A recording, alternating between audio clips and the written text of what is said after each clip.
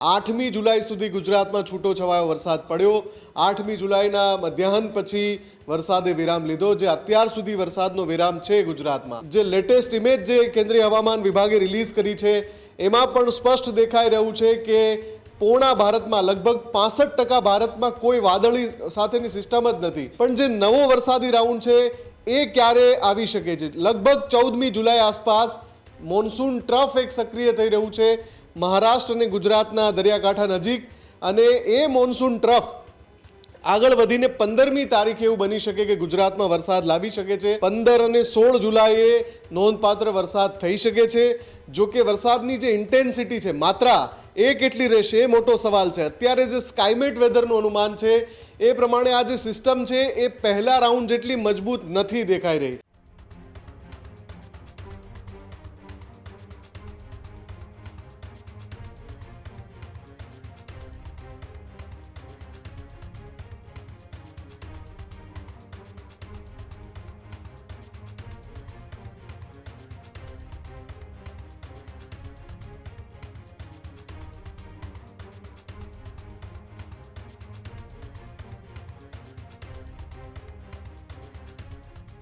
ગુજરાતમાં વરસાદનો બીજો રાઉન્ડ ક્યારે આવશે તેને લઈને આ મહત્વપૂર્ણ સમાચાર અત્યારે સામે આવી રહ્યા છે।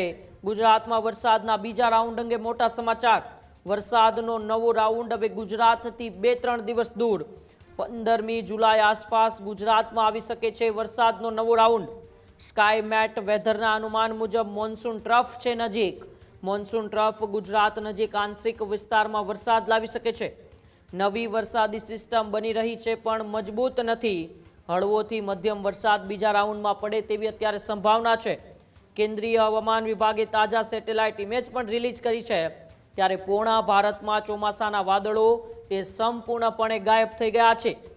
65% ભારતમાં ક્યાંય વરસાદની કોઈ ચેતવણી નહીં, માત્ર ઉત્તર ભારતમાં વરસાદી સિસ્ટમ સક્રિય હોવાનું અત્યારે દેખાયું છે। ત્યારે ગુજરાતમાં વરસાદના બીજા રાઉન્ડ અંગે આ સૌથી મોટા સમાચાર છે, જ્યાં વરસાદનો નવો રાઉન્ડ હવે ગુજરાતથી ખાલી 2-3 દિવસ દૂર છે। 15મી જુલાઈ આસપાસ ગુજરાતમાં વરસાદનો નવો રાઉન્ડ આવશે।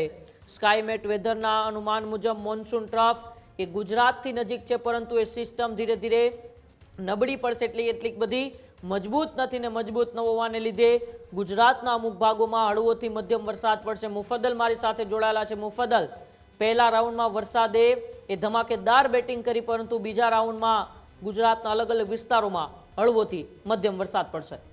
બિલકુલ, સૌથી પહેલા તો જે રાહ જોવાઈ રહી છે કે ગુજરાતમાં વરસાદનો બીજો રાઉન્ડ ક્યારથી શરૂ થશે। મોટાભાગે બહુ શરૂઆતથી આપણે કહી રહ્યા હતા કે જ્યારે વિરામ લેશે વરસાદ, એટલે કે ચોમાસું વિરામ લેશે ગુજરાતમાં, એ પછી એકાદ સપ્તાહનો સમય લાગી શકે છે। 8મી જુલાઈ સુધી ગુજરાતમાં છૂટો છવાયો વરસાદ પડ્યો।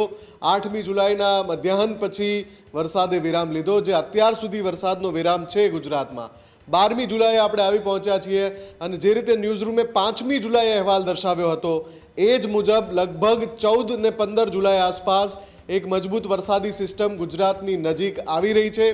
જો કે ચિંતાના એક સમાચાર પણ આપણે વચ્ચે દર્શાવ્યા હતા કે સુપર ટાઇફૂન બાવીના કારણે જે વરસાદી વાદળો છે એ સમગ્ર ભારતમાં ફંટાઈ રહ્યા છે। જે લેટેસ્ટ ઇમેજ જે કેન્દ્રીય હવામાન વિભાગે રિલીઝ કરી છે એમાં પણ સ્પષ્ટ દેખાઈ રહ્યું છે કે પૂર્ણા ભારતમાં લગભગ 65% ભારતમાં કોઈ વાદળી સાથેની સિસ્ટમ જ નથી, અને જે સિસ્ટમ સક્રિય છે અત્યારે વરસાદ લાવે તેવી એ માત્ર ઉત્તર ભારતમાં છે। આ પ્રકારની ચાલુ ચોમાસા દરમિયાન સ્થિતિ બને એ થોડા ઘણા અંશે ચિંતાજનક ચોક્કસથી છે। પશ્ચિમ ભારત આખું સાફ દેખાઈ રહ્યું છે। ના મહારાષ્ટ્ર પર, ના ગુજરાત પર, ના રાજસ્થાન પર ક્યાંય કોઈ વરસાદી સિસ્ટમ દેખાઈ નથી રહી। આ તો થઈ 12મી જુલાઈની વાત, પણ જે નવો વરસાદી રાઉન્ડ છે એ ક્યારે આવી શકે છે। લગભગ 14મી જુલાઈ આસપાસ મોન્સૂન ટ્રફ એક સક્રિય થઈ રહ્યું છે મહારાષ્ટ્ર અને ગુજરાતના દરિયાકાંઠા નજીક, અને એ મોન્સૂન ટ્રફ આગળ વધીને 15મી તારીખે એવું બની શકે કે ગુજરાતમાં વરસાદ લાવી શકે છે। અને આ જે પરિસ્થિતિ છે એના કારણે ગુજરાતમાં કેટલા વિસ્તારમાં કેવો વરસાદ થશે। મોટાભાગે દક્ષિણ ગુજરાત, મધ્ય ગુજરાત અને સૌરાષ્ટ્રના ઘણા બધા વિસ્તારમાં વરસાદી માહોલ બનશે। 15 અને 16 જુલાઈએ નોંધપાત્ર વરસાદ થઈ શકે છે। જો કે વરસાદની જે ઇન્ટેન્સિટી છે, માત્રા એ કેટલી રહેશે એ મોટો સવાલ છે। અત્યારે જે સ્કાયમેટ વેધરનું અનુમાન છે એ પ્રમાણે આ જે સિસ્ટમ છે એ પહેલા રાઉન્ડ જેટલી મજબૂત નથી દેખાઈ રહી. 12મી જુલાઈનું જો આપણે અપડેટ જોવા જઈએ તો એવું લાગી રહ્યું છે કે જે બીજો રાઉન્ડ શરૂ થશે એમાં વરસાદ તો પડશે જ, ઘણા બધા વિસ્તારોમાં વરસાદ પડશે, પણ એ મધ્યમ અથવા તો ભારે સુધી જઈ શકે છે. અતિ ભારે વરસાદની માત્રા બીજા રાઉન્ડમાં હાલ પૂરતું નથી દેખાઈ રહી. પણ જે રીતે અત્યારે સુપર અલ્નિનોની ઇફેક્ટ છે, સુપર ટાઇફૂન 22ની ઇફેક્ટ છે, આ બધા જ જે હકીકતો છે એને ધ્યાનમાં રાખવા પડે, તથ્યોને ધ્યાનમાં રાખવા પડે. અને એટલા માટે જ 13મી જુલાઈનું ચિત્ર અલગ હોઈ શકે, 14મી જુલાઈનું ચિત્ર અલગ હોઈ શકે. આપણે દરરોજ આનું અપડેટ એટલા માટે જ આપીએ છીએ કે કેવી રીતે હવામાન કરવટ લઈ રહ્યું છે, શું પરિસ્થિતિ બદલાઈ રહી છે. જો 2 દિવસમાં પરિસ્થિતિ એવી બદલાય કે કોઈ અરબ સાગરમાં કોઈ એવું અપર એર સાયક્લોનિક સર્ક્યુલેશન હોય જે પછી એક મજબૂત વરસાદી સિસ્ટમ બનાવવામાં મદદરૂપ થાય, અને એવું પણ બની શકે કે 15-16 બહુ સારો વરસાદ પડે. પણ જો 12મી જુલાઈની સ્થિતિ આપણે જોવા જઈએ તો જે વરસાદનો બીજો રાઉન્ડ છે એમાં હાલ પૂરતું કોઈ ખૂબ ભારે વરસાદની સંભાવના નથી દેખાતી. હા, મધ્યમ વરસાદ ચોક્કસથી પડશે, છૂટાછવાયા વિસ્તારોમાં ભારે પડી શકે છે, પણ અતિ ભારે અને એક સાથે 7 દિવસ સુધી સળંગ વરસે જાય એ પ્રકારનો વરસાદ 15મી જુલાઈથી જે બીજો રાઉન્ડ શરૂ થઈ રહ્યો છે એમાં નથી દેખાઈ રહ્યો. બીજી ચિંતાની વાત એ છે કે કચ્છ અને ઉત્તર ગુજરાતના જે ઘણા બધા જિલ્લા અને તાલુકા બાકી છે જ્યાં વરસાદ હજુ નથી પડ્યો, એ બધા વિસ્તારો કોરા છે. એના માટે પણ બીજો જે વરસાદી રાઉન્ડ છે એ બહુ સારા સમાચાર લઈને નથી આવી રહ્યો.